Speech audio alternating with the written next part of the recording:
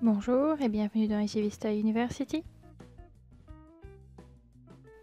Aujourd'hui, nous allons parler des nouveautés présentes dans le Fix 2016-1-300 de Service Manager.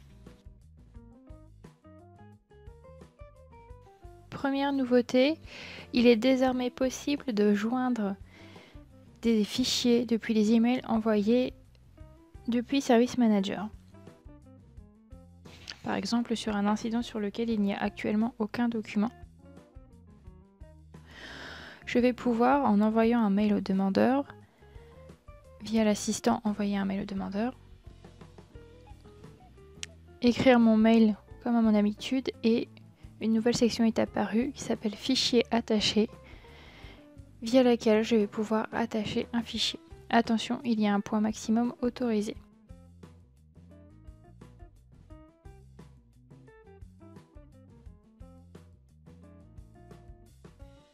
Je peux ainsi télécharger mon document. Si je le souhaite, je peux en ajouter un autre.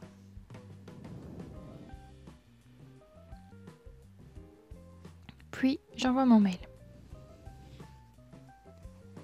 La pièce jointe envoyée via les emails se retrouve alors attachée à mon incident.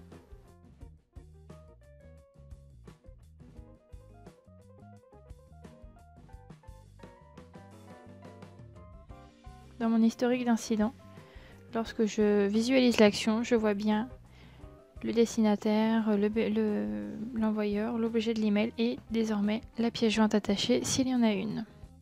Toutes ces pièces jointes sont enregistrées sur le serveur. Attention toutefois, un cas particulier pour les mails types. Seuls les documents ajoutés manuellement sont stockés sur l'incident, la demande ou l'action. Les documents attachés par défaut au mail type et non modifiés lors de l'envoi ne sont pas stockés afin de réduire l'espace disque occupé sur le serveur web par les pièces jointes des emails. Également, les documents envoyés par mail sont considérés comme publics par défaut, donc visibles de tous sur les incidents. La nouveauté suivante concerne le graphe de la CMDB. Actuellement, le graphe de la CMDB vous permet de visualiser votre CMDB via le composant Flash.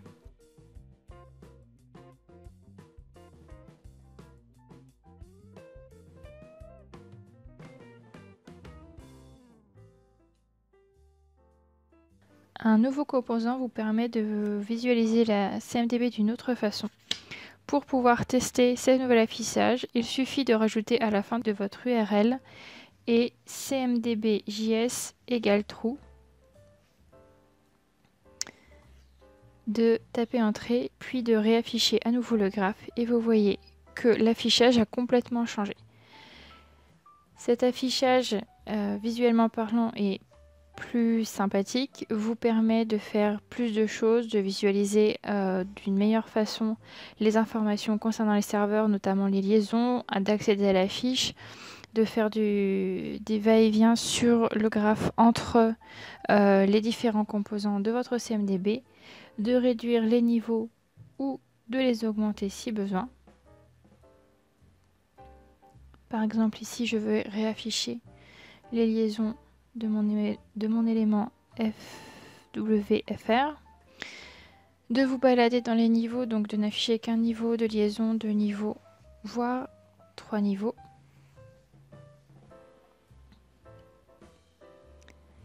Attention, il s'agit d'une version bêta, il est donc déconseillé de l'activer sur des bases de production.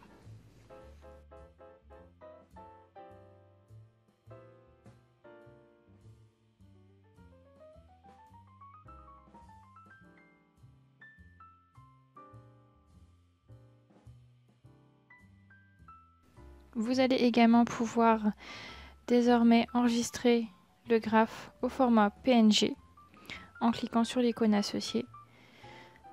Puis, une fois la pièce jointe téléchargée, la visualiser depuis votre visualiseur d'images Windows ou tout autre outil vous permettant de visualiser les images.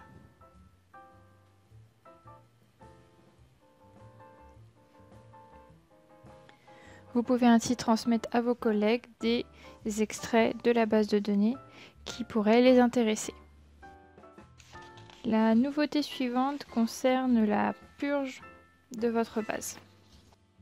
Celle-ci se trouve dans Administration, purge des archives. Les nouveautés concernent les points suivants. Avant, tous les documents associés aux enregistrements étaient sauvegardés sur le serveur. Ils sont maintenant supprimés afin de réduire l'espace disque occupé. Seconde nouveauté, lorsque vous créez une purge, que vous déroulez les étapes, il n'est plus désormais obligatoire de renseigner une date de prochaine exécution. Vous pouvez donc paramétrer une purge sans qu'elle soit activée par défaut. Vous pouvez toujours tester via le bouton test les enregistrements qui vont être occupés et désormais vous êtes aussi alerté directement par l'outil de la quantité de données qui vont être potentiellement supprimées lors de votre purge.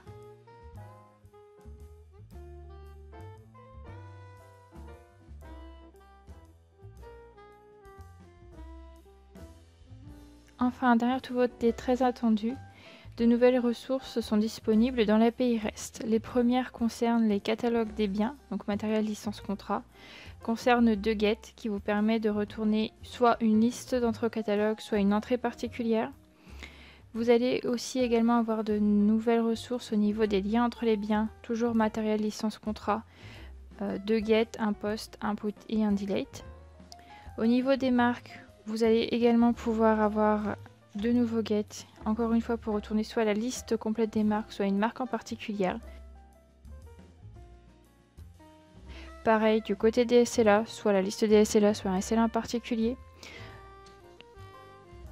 Les deux mêmes choses au niveau du catalogue des incidents et demandes, donc soit pour retourner une liste d'entrées, soit pour retourner une entrée particulière. Exactement la même chose au niveau des erreurs connues. Vous allez retrouver comme au niveau des liens entre les biens, des liens entre les éléments de configuration, DeGet, un post, un put, un delete.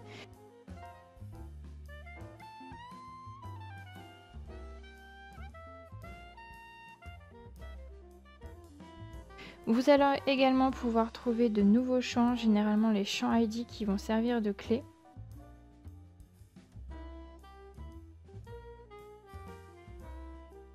Et enfin, une amélioration sur la recherche que vous allez pouvoir trouver plus explicitement dans notre wiki.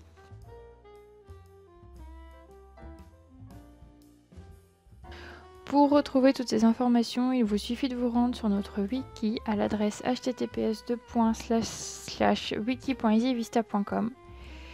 Puis, une fois sur la page d'accueil, cliquez au niveau de la version Service Manager sur dernière version et le numéro du patch correspondant. Vous allez ainsi pouvoir voir toutes les nouveautés et vous pouvez aussi, si vous le désirez, vous rendre sur le journal des modifications en cliquant tout en haut sur Journal des modifications, comme ceci.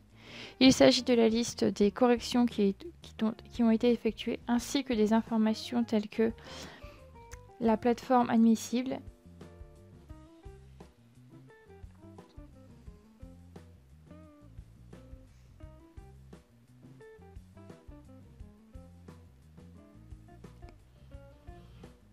vous allez également pouvoir naviguer sur les versions précédentes si il vous manquait une information.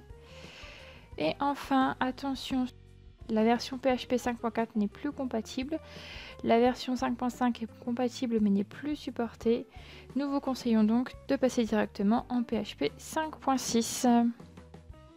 Vous pouvez également nous rejoindre sur notre forum Ivy Connect. Pour cela, rendez-vous sur notre site internet www.easyvista.com et il vous suffit de cliquer sur Communauté ou Community tout en haut dans la barre d'adresse pour nous rejoindre sur le forum.